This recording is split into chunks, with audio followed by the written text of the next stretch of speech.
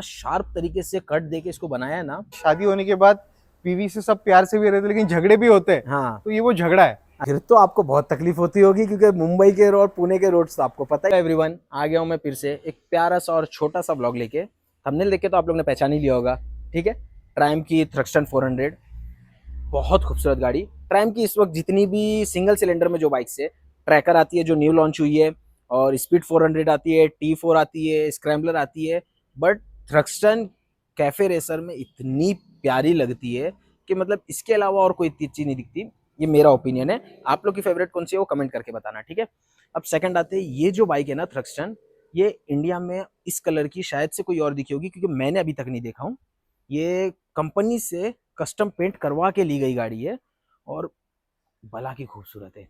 एक तो सबसे पहले आप लोग इसके सिनेमेटिक्स एंजॉय करो, फिर आते हैं इसकी स्पेसिफिकेशंस पे। उसके बाद हम ऑनर का भी रिव्यू लेंगे कि उसने अभी तक चलाया है तो इस गाड़ी के बारे में क्या अच्छा है क्या बुरा है, लेना चाहिए नहीं लेना चाहिए, ये जानने के लिए पूरी वीडियो एंड तक देखना, ठीक है। और अगर ये वीडियो पसंद आएगी तो लाइक करना और शेयर करना अपने दोस्तों से जो ये लेने का।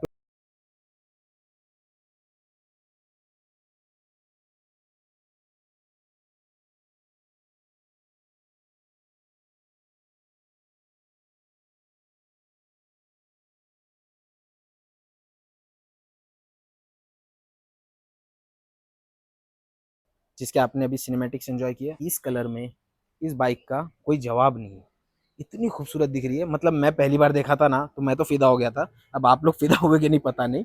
और इसका ये जो फ्रंट लुक आता है ना कैफे रेसर वाला, अप्रतिम अप्रतिम। कोई भी नहीं, मतलब 400 सीसी में ना इस वक्त में मुझे तो कोई और गाड़ी पसंद नहीं है जो इतनी खूबसूरत हो, इतनी पावरफुल भी हो। स्टार्ट करते हैं फ्रंट से, ओके। इसके अंदर जो टायर आता है 110 सेक्शन का टायर है, और जो अलॉय है वो 17 इंच का जो होता है अलॉय वही है। और इसका जो डिस्क है वो 300 mm का डिस्क है। डुअल चैनल एबीएस है। इसके अंदर बाइब्रेक है ना, रेडियल कैलिपर्स आते हैं। और आई थिंक सो इसका जो यूएसडी फोक है वो 43 mm का है। तो समझ जाओ कितना अच्छा वर्क करेगा ये, ठीक है। अब आते हैं, एक तो इसकी फेयरिंग जो इधर से इतना शार्प तरीके से कट दे के इसको बनाया है ना, तो ये जस्टिफाई करता है कैफे रेसर जैसी होनी चाहिए ना, ये एक्चुअली उसको जस्टिफाई करता है। ये इतना प्यार से बनाया गया है। और आप लोगों को ऑलरेडी ये पता होगा, इतना नहीं पता है तो फिर भी बता देता हूँ कि ट्रायम्फ की इस वक्त 400 सीसी की जो भी गाड़ियां है, अभी तो उन लोगों ने 350 सीसी में कन्वर्ट करने लग गए उसको, बट जितनी भी गाड़ियां सब राइड बाय वायर आती है और सेमी डिजिटल का कंसोल होता है। ये देखो, ये यूएसबी चार्जर पॉइंट दिया हुआ है, तो अच्छा है। यूएसबी टू सी अपन केबल लगाओ, चार्ज भी कर सकते हो। और इसकी स्विचेस क्वालिटी है ना, ये देखो। हम पहले बोलते थे कि यार 400 सीसी में केटीएम जैसी स्विचेस क्वालिटी कोई नहीं देता है, लेकिन अब है, अब ट्रायम्फ आ गया ये लीग में, तो बहुत अच्छी है इसकी स्विचेस क्वालिटी जितनी भी है। ये हेजा लाइट दी हुई है। इधर पे ट्रैक्शन कंट्रोल आता है, ट्रैक्शन कंट्रोल, और इसका ट्रैक्शन कंट्रोल ना मुझे पर्सनली ज्यादा अच्छा लगता है। और उसको अपन स्विच भी कर सकते हैं, अगर ट्रैक्शन ऑफ भी करना है तो ऑफ भी कर सकते हैं। इसका है, अगर बिगिनर कोई नया आया है कि यार मुझे अभी ये गाड़ी ले लिया, चलाने में भी प्रॉब्लम हो रही है, या डायरेक्ट फुल रेस नहीं दे पा रहा हूँ, फुल थ्रोटल नहीं दे पा रहा हूँ, तो आप इसके फुल थ्रोटल दो। इसके अंदर ट्रैक्शन कंट्रोल अच्छा वर्क करता है, मतलब सिर्फ नाम के लिए नहीं दिया गया है। और एक बात तो मैं बताना भूल गया था तुम लोग को इधर से, कि इसके अंदर लाइट्स जो है ना, ये एलईडी इंडिकेटर्स आते हैं इसके, और एलईडी लाइट्स आती है। अपर डिपर इसका थ्रो भी अच्छा है, मतलब ठीक है। इसका जो सीट है ना, ये ऑनर ने ना कस्टम आफ्टर मार्केट बनवा के लिया है, बट सॉफ्ट है। करना चाहिए कैफे रेसर वालों को, एटलीस्ट करना चाहिए, क्योंकि ये सीट जो है ना बहुत स्टिफ आती है। बताता हूँ एक्चुअली इसका जो है ना टेल सेक्शन है ना, इतना प्यारा है ना, देखो ऐसा कर्व बनता है, बहुत ध्यान से देखना। ये देखो इसका पीछे से ना चेसिस भी देखोगे तो आप वैसा ही आया है। इसका टेल सेक्शन भी है ना ऐसे ही आया हुआ है, मतलब पूरा कर्व है। ये बहुत खूबसूरत दिखता है पीछे से। और सेकंड थिंग इसकी बात करते हैं हम पीछे के टायर की। अब आगे के टायर की तो बात कर लिया मैंने, पीछे के टायर की बात करता हूँ। पीछे का जो टायर आता है ना, इसके अंदर 150 सेक्शन का है, और सेम अलॉय जो है ना वो सेम 17 इंचेस का अलॉय है। और ब्रेकिंग में 230 mm का डिस्क है इसमें। हाँ 230 mm, ओके ओके, हाँ 230 mm का डिस्क आता है इसके अंदर। और सेम बाइब्रे के जो उसमें जो फ्रंट में है, ये जो फ्रंट का जो रेडियल कैलिपर है ना, ये 4 पिस्टन कैलिपर है। डुअल पिस्टन नहीं है, 4 पिस्टन कैलिपर है। और पीछे जो दिया हुआ है ना, ये डुअल पिस्टन है, ठीक है। ये 2 पिस्टन ही पीछे दिया हुआ है। और इसके ऑब्वियसली जो भी राइडर होता है वो ज़्यादातर आगे की ब्रेक यूज़ करता है, पीछे की ब्रेक बहुत ही कम यूज़ करता है। और इसका पीछे जो मोनो शॉक सस्पेंशन है ना, वो भी बहुत प्यारा वर्क करता है। ये देखो एक्स्ट्रा इसके अंदर है ना गैस किट जैसा दिया हुआ है, तो ये भी मतलब हेल्प करता है एक तरीके से, प्रीमियमनेस बढ़ाता है उसकी। सो अब आते हैं इसके इंजन के ऊपर, कि इसके ऊपर ही पूरी बाइक डिपेंड करती है कि दिखने में कितनी भी खूबसूरत हो जाए, लेकिन इंजन उतना डिलीवर कर पा रहा है पावर या नहीं कर पा रहा है, मतलब जस्टिफाई कर पा रहा है कि नहीं, एक्चुअली मनी को जितना हमने पैसा दिया है उस पैसे को ये जस्टिफाई कर पा रहा है या नहीं कर पा रहा है, ये मैटर करता है। ठीक है, तो इसका ट्रायम्फ की जो जितनी भी अभी फिलहाल 400 सीसी है ना, आप स्क्रैम्बलर ले लो या फिर ट्रायम्फ की स्पीड 400 ले लो, ये दोनों ही है जिसके अंदर थोड़ा ट्यूनिंग अच्छी करके उन लोगों ने पावर अच्छा दिए, लेकिन थ्रक्स्टन में सबसे ज़्यादा बीएचपी मिलती है, 42 पीएस का पावर जनरेट करता है सीरियसली। और जितना टॉर्क ये इसका इंजन जनरेट करता है ना, 37.5 का ये टॉर्क जनरेट करती है ये इंजन। ऑनर ने ना इस बैंड पाइप पे, एग्जॉस्ट पाइप जो है उस पर ये ना ग्लास वूल का कवर लगाया है। ये बहुत लोग सोचते रहेंगे कि ये गर्म होकर जलता है या नहीं जलता है, नहीं जलता है, ये ग्लास वूल है, हीट डेसिपिएट करने का भी काम करता है। और ऑब्वियसली ये पाइप्स आप लोग को भी पता होगा कि ओवर द टाइम हम जब यूज़ करते हैं बैंड पाइप तो वो काले हो जाते हैं या फिर मिट्टी चिपकती है उस पर आके वो ब्राउन जैसे हो जाते हैं, तो वो भी नहीं होंगे, एस्थेटिक लुक भी आ जाता है। इसमें बताता हूँ, ये जो इंजन है ना DOHC इंजन है, डबल ओवरहेड कैमशाफ्ट पे इंजीनियर्ड हुआ है, इसीलिए इसका पावर आउटपुट जो है ना बहुत ज़्यादा लीनियर है, बहुत ज़्यादा अच्छा है। इसीलिए क्योंकि इसकी इंजीनियरिंग जो है ना वो इतनी परफेक्टली डिज़ाइन की गई ना, ऑब्वियसली यार बताने की ज़रूरत नहीं है ट्रायम्फ पे। सो ये इसकी अभी स्पेसिफिकेशंस आप लोग को मैंने बता दिया हूँ, तो अभी वक्त आ गया है डायरेक्ट ऑनर के पास चलते हैं और इस गाड़ी के बारे में और ज़्यादा जानते हैं। सो हेलो श्रेयस भाई, Hi, कैसे हो? Zohan. How are you? बस बस बढ़िया, आप Great. कैसे हो? Yeah, I'm good. Good. Good. चलो बढ़िया है। तो आज मेरा सिर्फ एक ही आपसे मतलब रिक्वेस्ट रहेगी कि आप जो भी बोलना ऑनेस्ट ओपिनियन देना, Sure. जो भी होगा Sure. पूरा Sure. A to Sure. Z मुझे ऑनेस्ट ओपिनियन चाहिए। Yes. Yes. सो अब पहले सबसे पहले तो मैं ये बात करूंगा, ये आपने गाड़ी कब ली मैंने इसे परचेज किया अप्रैल 2026 अभी। और आपने इस गाड़ी को अभी तक कितना चला लिया है? Almost 2500 kilometres. मतलब आप इसका दो फर्स्ट 2500। इंप्रेशन रिव्यू बता सकते हो कि ये Perfect. गाड़ी अभी फिलहाल कैसी है चलने में। यस। ब्रो आपने ये बाइक अप्रैल में ली, 4 महीने पहले ली है, ये उस वक्त कितने में आपको ऑन रोड पड़ी है? ये स्टॉक जो थी, मतलब मैंने जो कस्टम करा है वो छोड़ के, हाँ, it goes around 3.5 lakhs, 3.5 3,50,000। 3.50 lakhs। Yes, 3.5 lakh. ये स्टॉक थ्रक्स्टन Stock, नॉर्मल जो हर जगह stock, मिलती है stock, आप लोगे, yes. तो ये ऑन रोड प्राइस आपको 3.5 पड़ेगा। यस। अब जो मेन क्वेश्चन मैं पूछना चाहता हूँ कि अगर ये स्टॉक 3.5 की है तो आपने इसको कस्टम, ये जो पेंट दिख रहा है या फिर इस पे रैप है या पेंट है, और अगर ये पेंट है तो ये आपने बाहर से कराया है, कंपनी से करवा के लिया है, ये और कितने में पड़ा? यस, ये पूरा कंपनी यूनिट है, nothing has been done outside. तो ये आपको कंपनी से अपने कस्टम पेंट यस, करवा के ट्रैम लिया का है? एक कस्टम डिवीजन है Okay. रिपेंट्स का। ये चीज मुझे नहीं पता थी। हाँ, एक्चुअली सो उसमें the design you give as per you want, वो तुमको तुम्हारे चॉइसेस के हिसाब से बना के देते हैं। It is all on your imagination. मतलब उनको ऐसे कोई सिलेक्टेड ये नहीं है कि हमारा ये फॉर्मेट आप ये लो, ग्राफिक किट जैसा, तो वैसे नहीं है। अच्छा, In this you can do, it's all your imagination, how you make it, they'll get it done for you. So this is all my idea कि ये color and this and that, so it's all imagination and you bring it to life. Nice. और ये आपको कितने में पड़ी ये custom करवा के? कस्टम और कस्टम में करवा आपने के इसको सिर्फ पेंट करवाया और कुछ? नहीं, कस्टम में इसको मैंने पेंट कराया था, that was the only thing from the factory default. वो पेंट का ही ऑप्शन था। एक्स्ट्रा क्या चार्जेस लगे या टोटल फिर कितना हो गया? टोटल मेरे को इस पे उन्होंने पेंट के लिए they charge me around 30,000 for the all body paint, panel to panel costings. Front fairing आ गया, सामने का फेंडर, पीछे का, then your this side panel, so उन सबको पकड़ के कॉस्टिंग थोड़ी सी जंप अप कर गई थी। Okay, it went for around 30 to 35K for the Extra. Paints. Yes, Okay. For the तो पेंट्स। ये आपको लगता है जस्टिफाइंग है? तो एक बार आप शोरूम से ले ले तो आपको एक वही कश्योरिटी रहता है कि हाँ, मैंने शोरूम से जब निकालती है तो गारंटी वारंटी भी मिल जाती है। बाहर से भी करा सकते हो, फिर वो बंदा आपके उतने पहचान का चाहिए, you will be knowing, he will be doing it that worth. अभी आप पैसा दे रहे हो तो शोरूम से लेने एनी टाइम बेटर। नहीं, तो मैं एक और चीज बताता हूँ, अगर आप आफ्टर मार्केट कराओगे ना लेने के बाद, तो आपको आरसी पे भी अपडेट करना पड़ेगा। हाँ, अभी मेरा आरसी अपडेट हो गया हाँ, था। और जबकि ये आरसी पे अपडेटेड ऑलरेडी आएगा कंपनी से आप करा के लोगे, तो ये एक बहुत बड़ा बेनिफिट है। यस। अब आते हैं डायरेक्ट इसके इंजन पे, मेन पॉइंट, इसका इंजन कैसा है? को एक स्पोर्ट्स बाइक में when you are in the aggressive riding posture, जो भी आपको जो कंट्रोल फील होता है ना, जैसे कि क्रूजर में थोड़ा अलग पड़ता है। एक्चुअली ये जो एग्रेसिव पोस्चर होता है ना, हाँ। वो राइडर को गाड़ी से कनेक्ट करता एग्जैक्टली आपका लीनिंग हो गया है। या आप जो एक कट मार के निकल जाते हो, in the end if you see the long record, तो जब भी आप वैसे ही मैन्यूवरिंग आपको इजी हो जाता है उसमें, तो आपको पावर डिफरेंस भी फील होता है आपका। आप थ्रॉटल रिस्पॉन्स बदल जाता है, आप जितना थ्रॉटल खींचते हो उस हिसाब से वो ओवर द पीरियड स्पीड में भी होता क्या है ना, उसका थोड़ा अपराइट पोजीशन आता है, बिल्कुल मतलब नेकेड, प्रॉपर, हाँ नेकेड में, तो वो भी अच्छी है। लेकिन जो लीन पोस्चर जब भी आपका होता है, वो सामने झुक के चलाते हो, तो थोड़ा सा फर्क पड़ जाता है। शॉर्टकट में पूछ लेता हूँ, हाँ सिटी राइड रिव्यू और हाईवे राइड रिव्यू कैसा है? सिटी राइड्स में मतलब being a 400 CC capacity easily can manoeuvre, आपको ऐसा नहीं है कि बहुत लोअर गियर्स में चलाना है या हाई रेविंग रखना है, बट सिटी में मैन्यूवर करने के लिए इट गोज सफिशिएंटली गुड। मतलब लेट्स से कि जो इसको सिटी में मुझे चलाते टाइम में से कुछ इश्यूज तो फील नहीं हुए।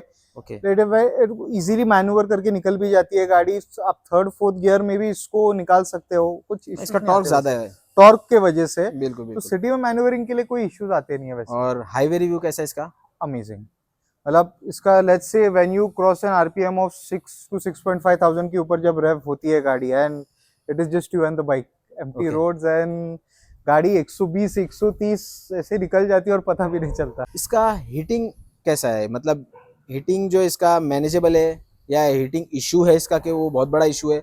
नहीं, नॉट एज सच, मतलब इसका रेडिएटर भी सफिशिएंटली गुड साइज है।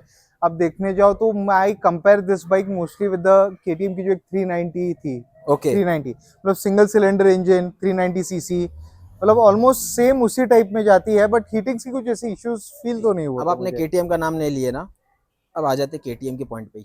केटीएम की 390 आती है, उसके अंदर वाइब्रेशंस बहुत है, या फिर मेरे जितने दोस्त हैं, मैंने केटीएम ओनर से बात की है, उन लोग बोलते हैं कि ये केटीएम की गाड़ियों में ज़्यादातर वाइब्रेशन ही सबसे बड़ा प्रॉब्लम है। तो इस गाड़ी में कितने वाइब्रेशंस है? वाइब्रेशंस बहुत ज्यादा फील होता है ऐसे तो मैं नहीं बोलूंगा। Okay but the thing is कि फुट पैक्स पे और हाथ पे जब भी राइडिंग थोड़ा हायर रेव पे जाते हो, लेट्स से तुम 8-10 हजार जब बहुत ज्यादा खींचते हो बाइक को, ओके तो वो फील होते हैं वाइब्रेशंस, क्योंकि जैसे गाड़ी भी उसकी जान एक लिमिट तक होती है, आप बहुत ज्यादा खींचोगे, बट यस वाइब्रेशंस थोड़े बहुत फील होते हैं बाइक पे। मैनेजेबल है या नहीं? मैनेजेबल नथिंग एज सच की इश्यूज क्रिएट करता है ऐसा कुछ है, बट बीइंग यस इसका पोस्चर थोड़ा सा डाउन में है, तो वेट टाइम थोड़ा सा एग्जॉस्ट फील होता है। कि जो इसका पोस्चर है वो कैसा है? मतलब सिटी अगर राइड कर रहे हो तो भी दुखेगा, बम्पर टू बम्पर ट्रैफिक में यस दुखेगा? सिटी में थोड़ा सा इश्यूज होता है, क्योंकि आप सामने जब लीन होते हैं तो हाथ पूरा आपके वेट पूरा हाथ पे आता है, आपका जो पोस्चर डाउन में जाता है थोड़ा, ओके तो वो पूरा वेट जब हाथ पे आता है तो सिटी में ट्रैफिक्स में, this is not for city rides, I can say much कि ज्यादा सिटी राइड में अगर आप डेली कम्यूट के लिए थोड़ा बहुत पेन होता है, but it is up to you. Long highway पे भी आप रन करो तो भी दुखेगा, सिटी में भी थोड़ा बहुत सिटी में दुखेगा। ज्यादा मोस्टली अभी मैंने ये ली है तो ये राइड्स के लिए ही ली, दिस इज जस्ट फॉर शौक वाली चीज है ये। अच्छा ओके।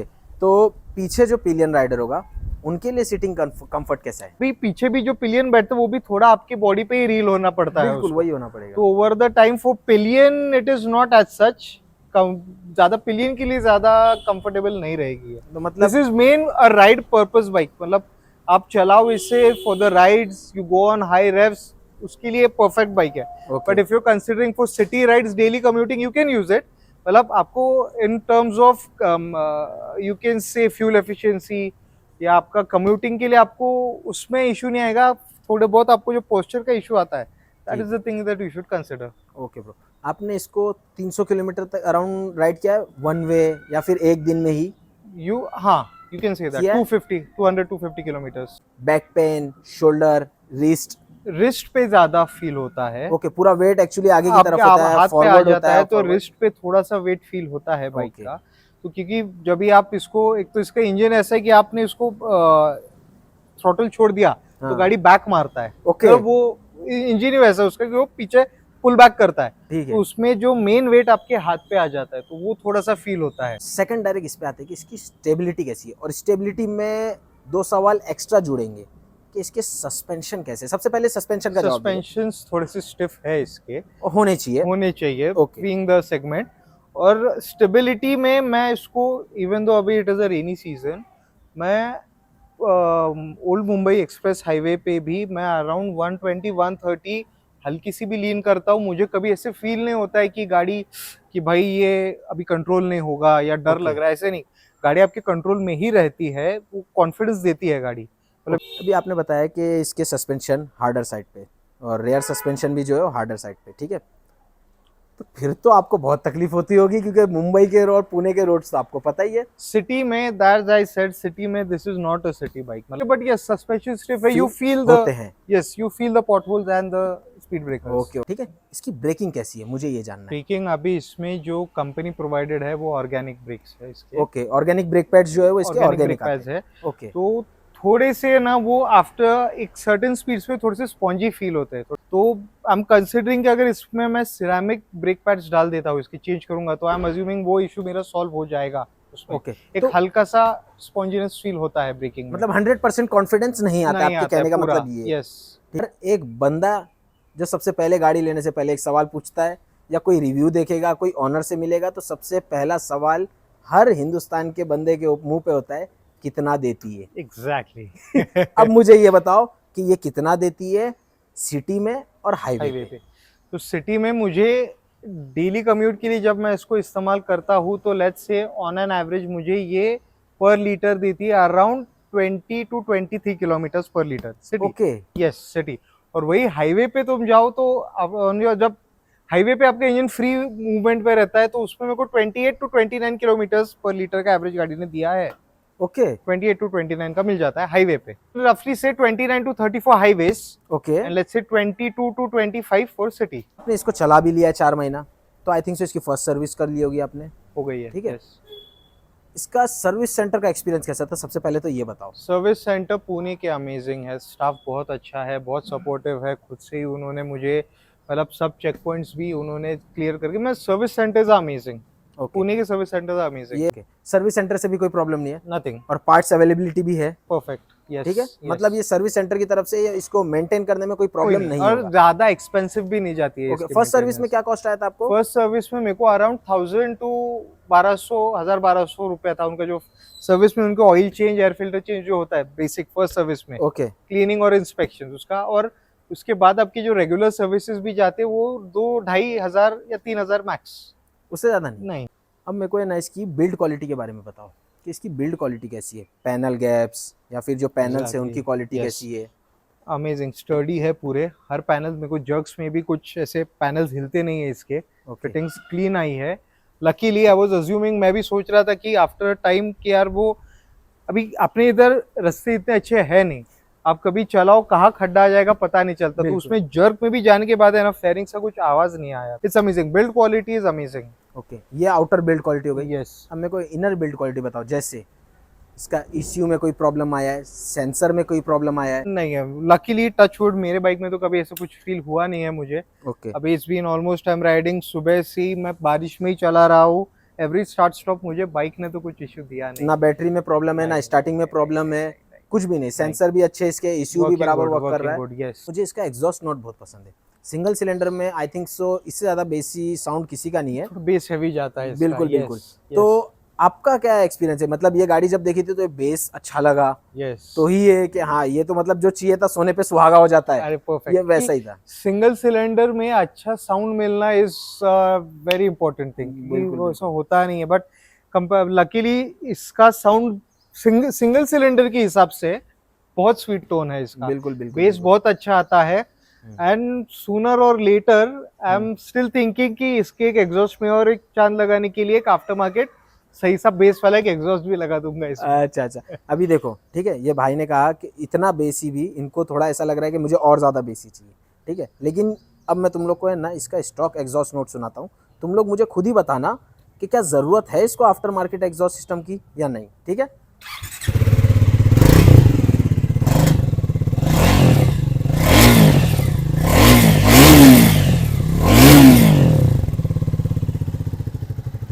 देखो, मेरे हिसाब से तो ज़रूरत नहीं है, बट ये ब्रो ने कहा है। ऐसा क्यों लगता है आपको कि इसकी एग्जॉस्ट कम है या फिर मुझे लगाना चाहिए? आवाज जितनी हैवी होती है, राइड करते टाइम जो एक फील आता है ना हैवी साउंड बेस का, हाँ, वो एक बस उसकी एक कीड़ा है अंदर मेरे, बस वो चाहिए मुझे, किक चाहिए, किक चाहिए। यस। शॉर्टकट में पूरी वीडियो लेके आ जाते। इस गाड़ी में मुझे ना 2 प्रो और 2 कॉन्स बताओ।